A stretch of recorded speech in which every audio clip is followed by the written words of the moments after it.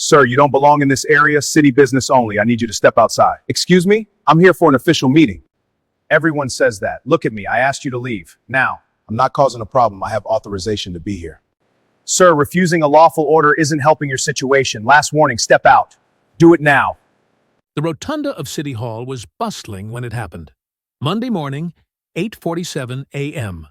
The kind of governmental energy where elected officials rushed to committee meetings, where staffers carried coffee and briefing folders, where the marble floors echoed with the footsteps of democracy in motion. Lieutenant Beckett Beck Ford had just entered through the main entrance, his Monday routine for the past 7 years, since becoming the mayor's legal counsel.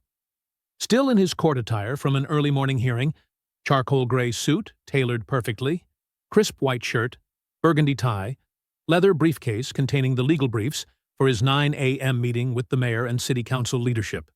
He'd just cleared the security checkpoint when 3 ICE agents materialized from near the information desk, moving with aggressive purpose across the marble rotunda toward him. Their body cameras were rolling, recording what would become the most expensive security breach in the city's history. Before we dive into this incredible story, let me know in the comments where you're watching from tonight. And if you haven't already subscribed, please hit the subscribe button because, trust me, you won't want to miss how this unfolds. Agent Shepard Kane led the approach. His partners, Agents Wilder Gray and Soren Pike, flanking wide like they were corralling a trespasser in a government building. Ford saw them coming across the rotunda, read the tactical spacing, the hands hovering near duty belts, the body language of men who'd already decided he didn't belong in the seat of city government. His legal brain, sharpened through 19 years as both a police lieutenant and city attorney, countless courtroom battles, hundreds of legal briefings, cataloged it all in the second it took them to close the distance. His cop brain recognized the tactical positioning. His lawyer brain started documenting constitutional violations, federal agents, immigration and customs enforcement patches visible on their tactical vests, looking at him like he was an intruder instead of the legal counsel who literally defended the city in federal court. Looking at his professional suit and leather briefcase and City Hall security badge clipped to his belt, and deciding that combination couldn't possibly be legitimate, not for a black man in the corridors of power.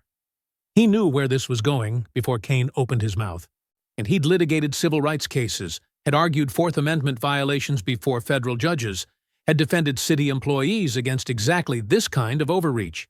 He just never imagined it would happen to him. Not in City Hall, not on his way to brief the mayor, not when he literally held the position of chief legal advisor to the city's administration. Sir, Immigration and Customs Enforcement, you need to leave this building immediately. Ford's hands stayed visible on his briefcase, despite every instinct that wanted to reach for his credentials and end this absurdity. 19 years of dual service, as a cop and as a lawyer, had taught him that sudden movements in government buildings could be misinterpreted. That protocol meant safety, even when you were being profiled in your own workplace.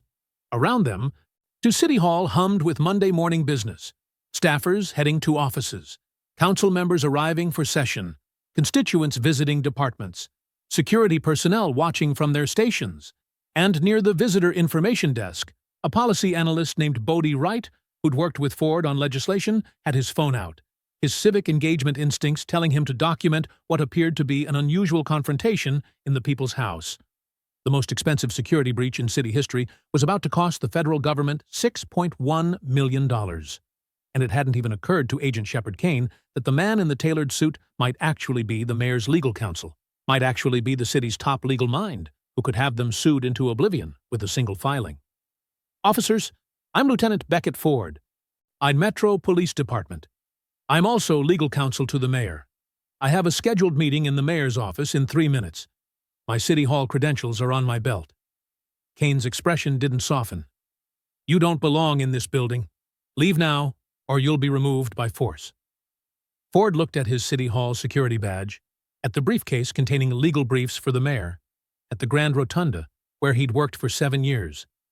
Then he looked at the 3 agents, who'd decided none of that mattered because they'd seen a black man in a suit and assumed he was trespassing in the seat of city government. I literally work for the mayor. I defend this city in court.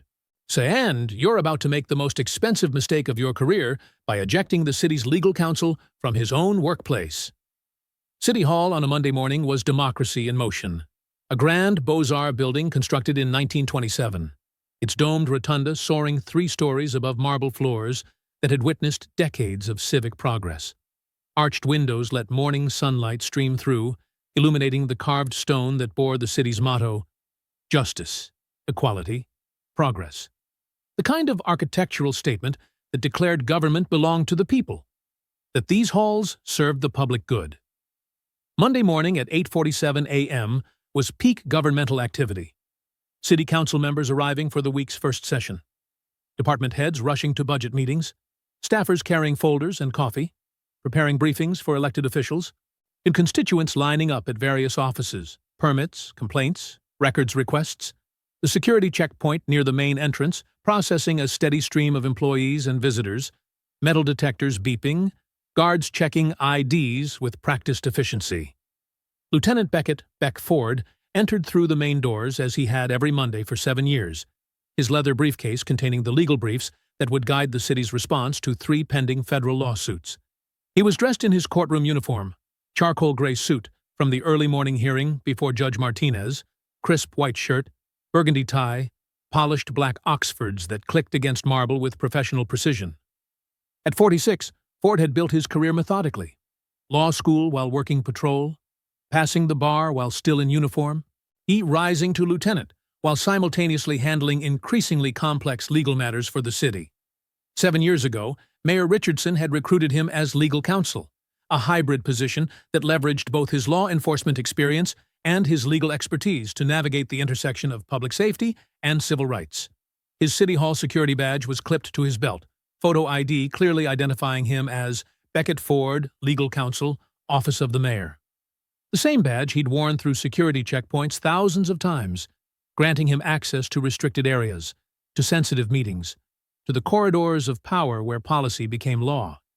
He'd just cleared the security checkpoint, the guards who saw him daily offering their usual "morning" counselor, when he noticed 3 men in ICE tactical vests moving across the rotunda with purpose that immediately triggered his cop instincts.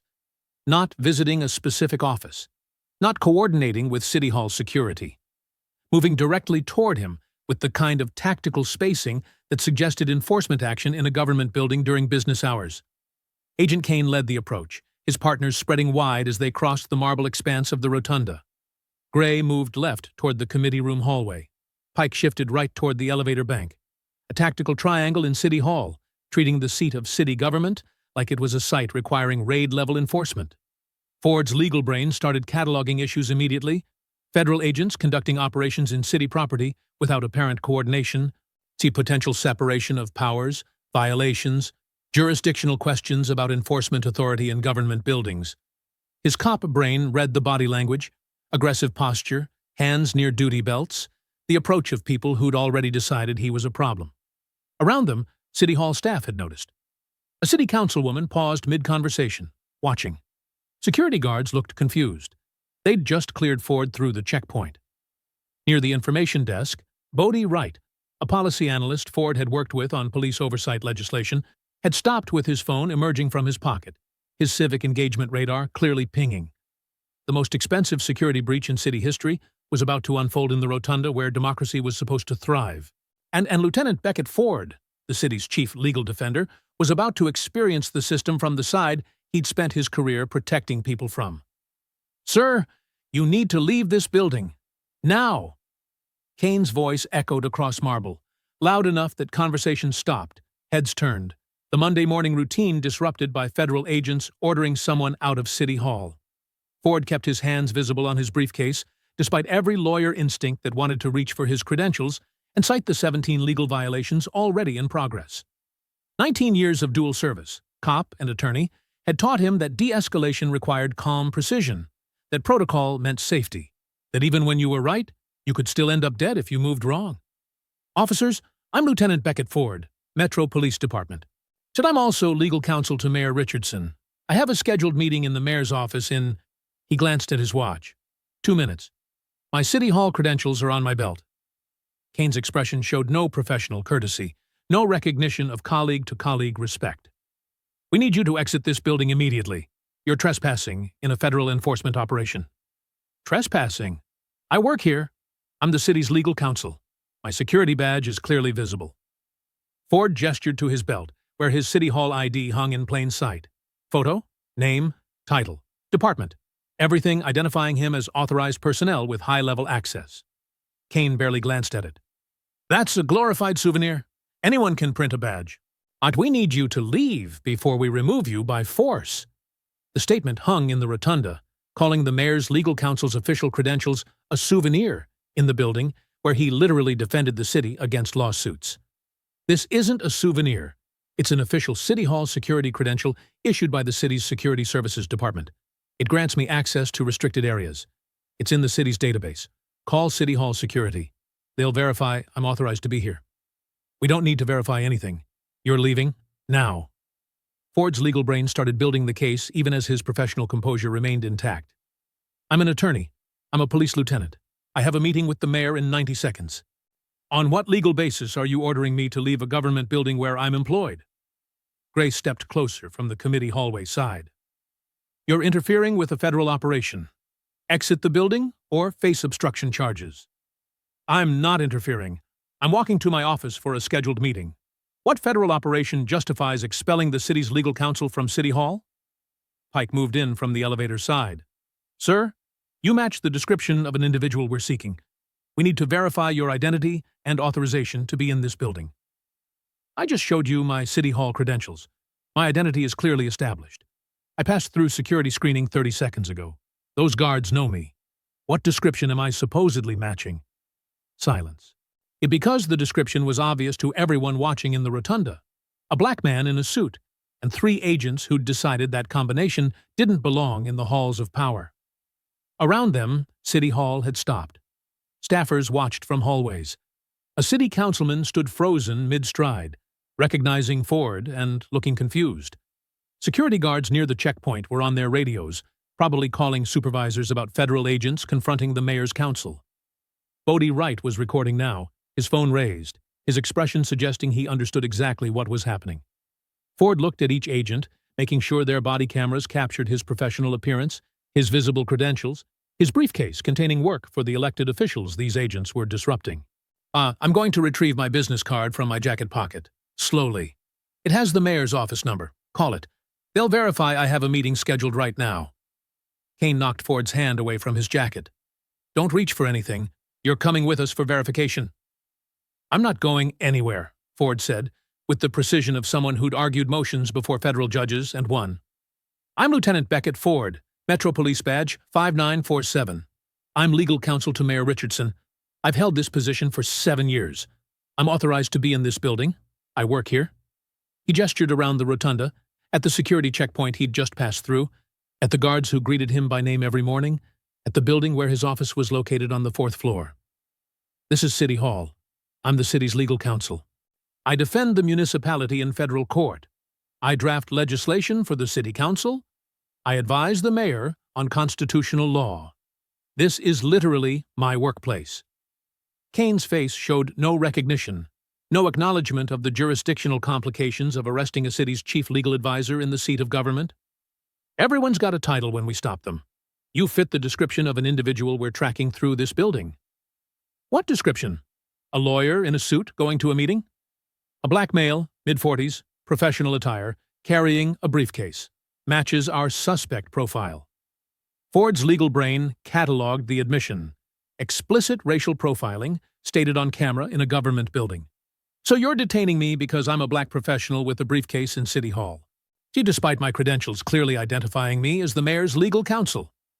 We're detaining you for verification. Your claims of city employment seem inconsistent with our intelligence.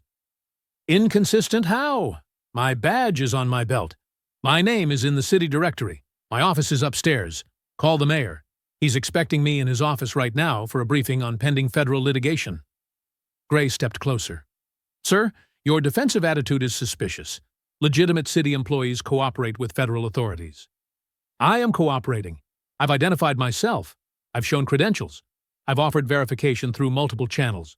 What I'm refusing is unlawful expulsion from my own workplace based on racial profiling. A voice from the rotunda, loud, authoritative, female, cut through. That's Counselor Ford. He works for the mayor. Said, what are you doing? City Councilwoman Patricia Torres, arriving for the morning session, stood near the committee hallway with an expression of outrage and confusion. "Ma'am, step back." "I won't step back. That's our legal counsel. He briefs us on legislation. I saw him in court this morning. Why are you arresting him in City Hall?" More voices joined, staffers recognizing Ford, security guards confirming his credentials, witnesses to the absurdity of the mayor's attorney being detained in the building he defended. "Someone call the mayor," Torres demanded. "They're arresting his legal counsel." But Pike already had handcuffs out, and Ford knew, from his cop experience, from his legal expertise, from his lived reality as a black professional, that his credentials, his position, his years of service to the city, and none of it would protect him from agents who'd decided he didn't belong in these halls of power. "I want every witness to document this," Ford said, his lawyer's precision creating a record. "I'm the mayor's legal counsel being illegally detained in City Hall. Every second of this is constitutional violation. And I will personally file the lawsuit that costs you everything. If this story is hitting close to home, be sure to subscribe so you don't miss what unfolds next." "Agent Kane," Ford's voice carried across the rotunda with the authority developed through years of oral arguments and police commands. "I'm going to explain this once for your body cameras, City Hall security footage, and these witnesses. The Fourth Amendment protects citizens from unreasonable searches and seizures. So that protection extends to government employees in their workplace. You're detaining me without reasonable suspicion based on specific and articulable facts." Kane moved closer, attempting to use physical presence to intimidate in the rotunda where Ford had argued cases before City Council. "Sir, final warning. Furthermore," Ford continued, his legal training overriding intimidation, "under Terry v. Ohio, investigative stops require reasonable suspicion that crime is afoot. You've articulated no crime. You've stated I match a description of being a black professional in City Hall. That's not reasonable suspicion. That's racial profiling prohibited by the Equal Protection Clause of the 14th Amendment." The rotunda had transformed into an impromptu courtroom, with Ford delivering what amounted to constitutional arguments for his own unlawful detention. City employees clustered in doorways. Security guards positioned themselves to intervene if needed. Councilwoman Torres stood with arms crossed, witnessing and documenting. Bodie Wright had moved closer with his phone, capturing clear footage of the mayor's legal counsel being confronted by federal agents in the seat of city government. "I'm invoking my Fourth Amendment rights. I do not consent to detention. I do not consent to removal from this building where I'm employed. I am clearly stating for these cameras and witnesses that I'm a United States citizen, a police lieutenant, the mayor's legal counsel, and I'm being illegally detained in my workplace." Gray grabbed Ford's left arm. "You're being removed for verification of authorization to be in this building. Cooperation is required." "I'm not refusing cooperation. I'm refusing illegal expulsion from a government building where I hold a position appointed by the elected mayor. Every law enforcement officer and every attorney in this country knows the difference. You're conflating them because you've profiled a black professional, and now you're too committed to admit the error." Pike moved to grab Ford's briefcase. Ford didn't fight but didn't release it either. It contained privileged legal documents, attorney work product, communications protected by attorney-client privilege with the mayor. "That briefcase contains attorney work product privileged under attorney-client confidentiality. You have no legal authority to seize it without a warrant. Touching it is not just Fourth Amendment violation, it's interference with legal representation. The legal precision was deliberate, creating a record of violations that would destroy any defense." Voices erupted. "This is wrong. He's the mayor's lawyer. Someone record this. Call the city attorney's office." Bodie's voice carried clearly. "I'm recording everything. The mayor's legal counsel is being illegally detained. This is going viral right now." But Kane already had handcuffs out, and Ford understood that his law degree, his police badge, his position in the mayor's office, none of it would protect him from agents who'd seen a black man in City Hall and decided he was trespassing despite every credential proving otherwise. "City Hall security cameras are recording from 8 angles," Ford said, his lawyer's mind documenting. "Through every violation preserved, every word captured. For the lawsuit, I will personally draft and file." The handcuffs closed around Ford's wrists, still gripping his briefcase containing legal work for the mayor, the metal biting into skin that had signed legislation and court filings defending constitutional rights. "I'm not resisting," Ford announced with legal precision, his voice carrying through the rotunda to every witness, every camera, every shocked city employee. I'm submitting to unlawful detention. Every action from this point is documented for federal civil rights litigation. Gray grabbed his right arm, Pike his left. They tried to march him toward the main entrance, but Ford let his body go limp. Passive resistance, the technique he'd studied in constitutional law seminars and never imagined deploying in his tailored suit. Walk. No, I'm being unlawfully expelled from my workplace. I will not assist in my own constitutional violation. You want to remove the mayor's legal counsel from City Hall? You're going to drag me in front of all these witnesses. It was calculated civil disobedience, nonviolent but absolute, creating a visual record that would be devastating in court.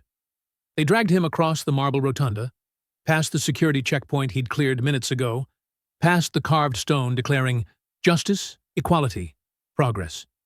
His polished Oxfords scraped against marble floors that had witnessed decades of civic progress, his suit jacket riding up, his professional dignity being stripped away in the people's house. I'm being removed from City Hall at 8:51 a.m., Ford narrated, for every recording device. See his legal training maintaining clarity despite physical restraint. I'm the mayor's legal counsel. I had a scheduled meeting in 3 minutes. I showed credentials. I'm being expelled for being black in a government building. Around them, City Hall had erupted. Councilwoman Torres was on her phone, probably calling the mayor directly. Security guards looked torn between protocol and witnessing obvious injustice. Staffers recorded from multiple angles, creating a documentary record of the city's chief legal defender being forcibly removed. Bodie Wright was following with his phone, capturing everything. This is the mayor's attorney being illegally detained in City Hall. I'm a witness. This is constitutional violation. Sir? Interference? I'm not interfering. I'm documenting federal agents removing our legal counsel. The mayor needs to see this. They reached the main entrance, dragging Ford past tourists who'd come for building tours, past constituents seeking services, past the metal detectors designed to protect the building from threats, not to facilitate expelling the city's top lawyer. Outside, on the front steps where press conferences were held, and democracy was supposed to be accessible, they shoved Ford toward their waiting SUV. He couldn't catch himself with hands cuffed, stumbled on the granite steps, his shoulder striking stone with force that would leave bruises. More evidence of excessive force applied to a non-resistant attorney. A city employee on a smoke break had her phone out, filming. That's Counselor Ford. Why are you arresting him? They forced him into the SUV's rear compartment, prisoner transport configuration. You're the cage where they put people they'd decided were criminals, instead of the legal minds who defended cities against exactly this kind of overreach. Through the tinted windows, Ford could see City Hall, the building where he'd served for 7 years, worked to protect civil rights, defended the city against federal violations, now violated himself by agents who'd decided he didn't belong in the halls he'd helped govern. It's 8:53 a.m. I'm Lieutenant Beckett Ford, Metro PD Badge 5947, legal counsel to Mayor Richardson. I've been unlawfully arrested at City Hall, removed from my workplace, assaulted during detention. I want every second preserved for the lawsuit I will personally file and argue. The door slammed, cutting him off from his office, his meeting, his work. But not from justice. Because Beckett Ford was a lawyer who knew exactly how to dismantle immunity defenses and win civil rights cases. The federal detention facility holding cell was 10 feet by 10 feet of institutional design. Concrete walls, metal bench, the same configuration Ford had reviewed in countless legal briefs about detention conditions. He'd argued Fourth Amendment cases about these cells, had cross-examined agents about procedures, had won judgments for clients subjected to exactly this treatment. Now he was case study material for his own legal expertise. They'd taken his suit jacket during intake, tailored charcoal wool now evidence in some locker, his briefcase with privileged legal documents, his tie, his belt, his phone showing 34 missed calls, probably the mayor's office wondering where their legal counsel was for the scheduled briefing. Tied to personal effects, the intake officer, Martinez, gestured to a bin. Jacket, briefcase, phone, watch, belt, tie. Ford stood in his dress shirt and slacks, stripped of the professional armor that identified him as counsel to elected officials. I'm the mayor's legal counsel. I was arrested at City Hall. I'm entitled to notification of my office. This creates governmental crisis. After processing, I'm city legal counsel. I had a meeting with the mayor that I've now missed. You've disrupted city government by illegally detaining the chief legal advisor. The mayor needs to be notified immediately. Martinez's expression showed bureaucratic indifference. Just following procedures. The excuse Ford had demolished in dozens of civil rights cases. Cell 4. Electronic lock buzzing open. Ford stepped inside, heard it engage with finality. He sat on the cold metal bench and let his legal brain take over. Mental drafting of the complaint that would end careers. Plaintiff Becket Ford, legal counsel to the mayor of city, brings this action under 42 U.S.C. Paragraph 1983, and Bivens versus 6 unknown. Named agents for violations of the 4th Amendment, 5th Amendment, and 14th Amendment to the United States Constitution. Count 1. False arrest and unlawful seizure. Detained without probable cause or reasonable suspicion while performing official duties at his workplace. Count 2. Racial profiling. Targeted based solely on race, stated on camera as matching description of being a black professional. Count 3. Interference with government operations. Forcible removal of city's legal counsel, disrupted scheduled meeting with mayor and city council. To count 4. Violation of separation of powers. Federal agents overriding local government authority without legal basis. Count 5. Destruction of attorney-client privilege. Seizure of briefcase containing privileged legal documents. Evidence already secured. City Hall security footage from 8 camera angles. Bodie Wright's civilian recording. Multiple witness statements from city employees. Body camera footage from all 3 agents. His City Hall credentials proving authorization. The opening statement wrote itself in his mind. Ladies and gentlemen of the jury, federal agents entered City Hall and removed the city's chief legal advisor. Not because he'd committed a crime, not because they had a warrant, but because they saw a black lawyer in a suit and decided he didn't belong in the halls of power, despite credentials clearly identifying him as the mayor's legal counsel. The clock through the observation window read 12:47 p.m. 4 hours since City Hall. 4 hours since he should have been briefing the mayor on federal litigation strategy. 4 hours during which his illegal detention had probably triggered political crisis. But Ford wasn't despairing. He was building the case that would cost the federal government $6.1 million and establish precedent protecting government employees from this exact violation. He settled in to wait, to mentally draft, and to plan the legal destruction that would follow. Hadley Brennan had supervised ICE field operations for 13 years, long enough to recognize catastrophic judgment errors. The call from the city's corporation counsel at 12:52 p.m. triggered immediate professional panic. Supervisor Brennan, where is Counselor Becket Ford? He missed a critical meeting with the mayor. City Hall security shows your agents removing him from the building. And we have footage going viral of the mayor's legal counsel being dragged out in handcuffs. Brennan's career flashed before her eyes. The mayor's legal counsel? City Hall? Your agents arrested the city's chief legal advisor in City Hall during business hours, while he was going to brief the mayor. The political fallout is already nuclear. She pulled the detention log with hands that shook. City Hall enforcement action, authorized by Agent Kane. Subject removed for trespassing and matching suspect description. 1 detention. Unidentified male, claimed city employment. I refuse to cooperate with removal order. They'd arrested the mayor's legal counsel in the seat of city government, creating a separation of powers crisis and a lawsuit that would devastate the agency. She ran to intake. Martinez looked up, reading disaster. The subject from City Hall. Where is he? Cell 4 claims he's the mayor's legal counsel, has city credentials, but we were told they might be fraudulent. Show me his intake photo. The screen displayed a man in professional attire, disheveled now, expression of controlled fury that somehow radiated more authority than the agents who'd arrested him.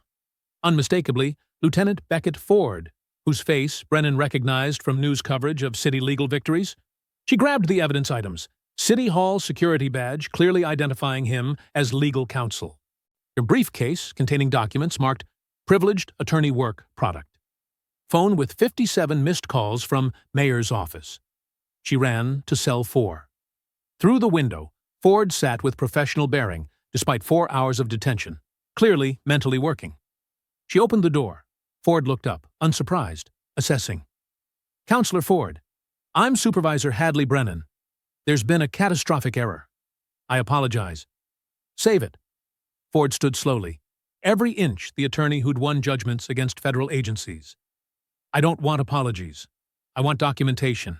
Every second of my detention. Every agent's name. Every frame of City Hall security footage and body cameras. My briefcase contents inventoried to prove nothing was compromised. All of it preserved. Brennan felt her career ending in real time. We can resolve this quietly. Quietly. I'm the mayor's legal counsel. I was arrested in City Hall in front of city employees and constituents. This is already a political crisis. There's no quiet resolution. There's only the lawsuit I will personally draft, file, and argue. If you'll just sign a release acknowledging this misunderstanding. Ford's laugh was sharp, lawyerly. I'm an attorney. I know what that document does. I will never sign away my right to sue for what your agents did. Counselor, we can handle this through professional channels. Professional? Your agents called my City Hall credentials a souvenir. They expelled me from my workplace. They disrupted a meeting with the mayor. They seized privileged legal documents. This resolves in federal court with a jury award that makes headlines. Ford walked past her, an authority intact despite 4 hours of detention. My belongings, transportation to City Hall where I have government business to resume, and preservation of every piece of evidence for the civil rights lawsuit I will file. We'll cooperate fully. You'll cooperate because I'm the city's legal counsel and I know exactly how to destroy immunity defenses. Tell your agents to enjoy their last days of employment. I'm filing tomorrow. He collected his items, checked his phone, 57 missed calls, his briefcase, his credentials proving everything he'd told them. He walked out ready to do what he did best, win cases that changed systems. The trial began 15 months later in federal district court. Attorney Marlo Jennings, a civil rights powerhouse, stood before the jury and delivered an opening that combined legal brilliance with righteous anger. Beckett Ford went to work. He's the mayor's legal counsel. He's a 19-year police veteran. And 3 ICE agents decided he didn't belong in City Hall. Not because he'd done anything wrong, but because they saw a black lawyer in a suit and assumed he was trespassing, despite credentials clearly identifying him as the city's chief legal advisor. The monitors showed body camera footage from Kane's perspective. Timestamp 8:47:42 a.m. Watch. You'll see Counselor Ford in professional attire. City Hall security badge visible. Briefcase containing legal work for the mayor. Now watch the agents approach him in the rotunda like he's a criminal. The footage showed the confrontation.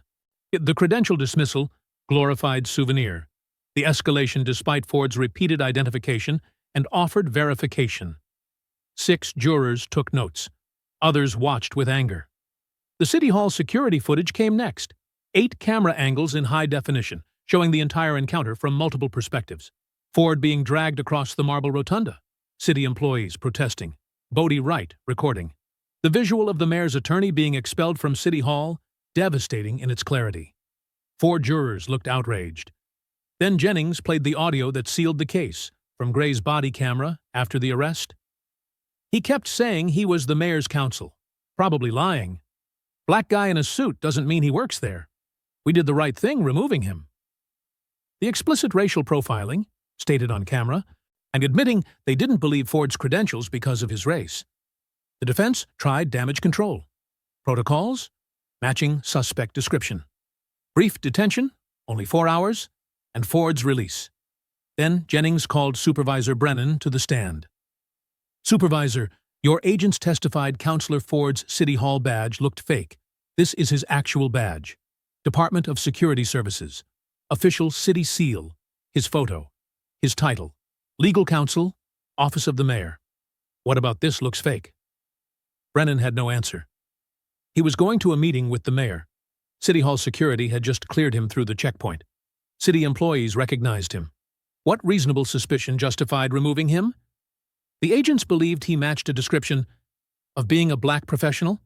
That's not reasonable suspicion. That's racial profiling. Oh, your agents saw skin color and decided he couldn't possibly be the mayor's counsel. The jury watched Brennan fail to justify the unjustifiable. Deliberation, 12 hours. Verdict, unanimous. Constitutional violations, false arrest, racial profiling, interference with government operations. Damages, $6.1 million. The courtroom erupted. Ford sat quietly, thinking about justice finally matching authority. The settlement arrived 14 weeks later. $6.1 million, after legal fees, resources to transform governmental oversight.